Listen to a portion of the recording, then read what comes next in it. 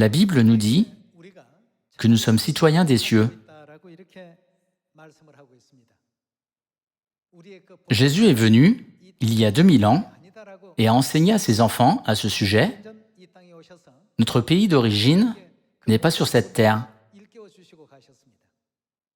Pendant les vacances, beaucoup de gens vont à l'étranger ou visitent des lieux de vacances connus. Il y a aussi ceux qui préfèrent passer leurs vacances à la maison parce qu'ils sont trop fatigués pour aller quelque part. Quand vous allez à l'étranger, à votre arrivée à l'aéroport de ce pays étranger, vous devrez passer par tout le processus d'immigration. Les formalités d'entrée, pour les personnes qui ont la citoyenneté de ce pays, sont très rapides. Cependant, pour les étrangers, les formalités d'entrée sont plus compliquées et prennent beaucoup plus de temps que pour les citoyens de ce pays. Puisque nous avons la citoyenneté céleste, Dieu nous fera entrer dans le royaume des cieux plus facilement que d'autres personnes. Un passeport est la preuve qui certifie qu'une personne est citoyenne d'un pays.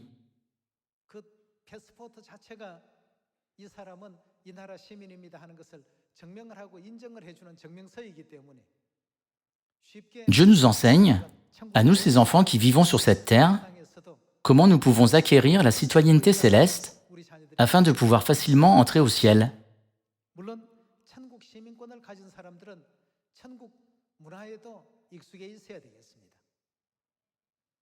Lisons ensemble Philippiens chapitre 3, verset 20. Mais nous sommes citoyens des cieux, d'où nous attendons aussi comme Sauveur le Seigneur Jésus-Christ, qui transformera le corps de notre humiliation en le rendant semblable au corps de sa gloire, par le pouvoir qu'il a de s'assujettir toutes choses. Ici, il est très important de comprendre la question de citoyens des cieux. Bien que de nombreux gens vivent ensemble dans un endroit appelé terre, n'est-ce pas seulement les enfants de Dieu qui sont citoyens des cieux, qui peuvent aller au royaume des cieux? La Bible dit « Personne ne peut recevoir le salut et entrer dans le royaume éternel des cieux, excepté ceux qui ont la citoyenneté céleste. » Alors, qui sont les citoyens des cieux?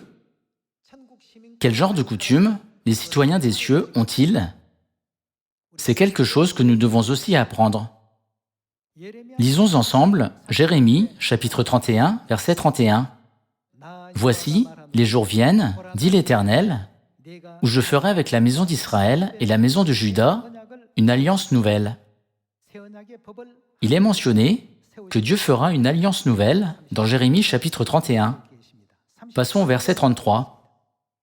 « Mais voici l'alliance que je ferai avec la maison d'Israël.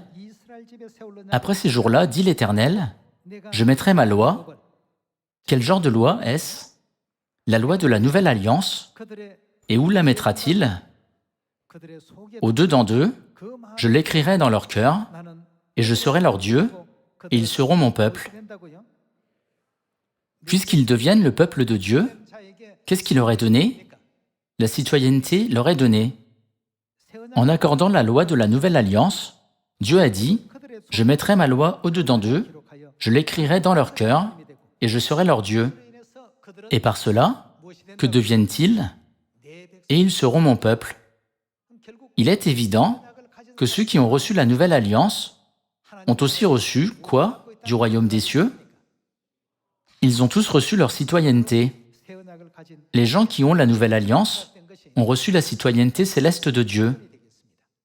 J'espère que vous avez reçu beaucoup de grâce par ce sermon. Merci beaucoup.